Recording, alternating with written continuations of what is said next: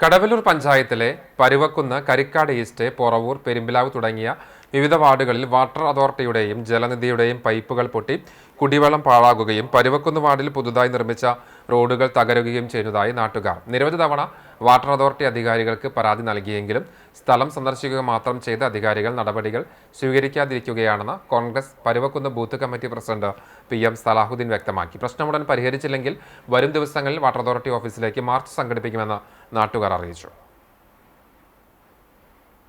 സ്ഥലങ്ങളിൽ പരുവക്കുന്ന് വാർഡിൻ്റെ വിവിധ സ്ഥലങ്ങളിൽ ഇങ്ങനെ വാട്ടർ അതോറിറ്റിയുടെ വെള്ളം പൊട്ടിപ്പോകുന്നതാണ് ഈ കാണുന്നത്. അതിൻ്റെ ഭാഗമായിട്ട് റോഡുകൾ മുഴുവൻ പുതിയ ടാറിങ് ചെയ്ത റോഡുകളടക്കം മുഴുവൻ നശിച്ചുകൊണ്ടിരിക്കുകയാണ്.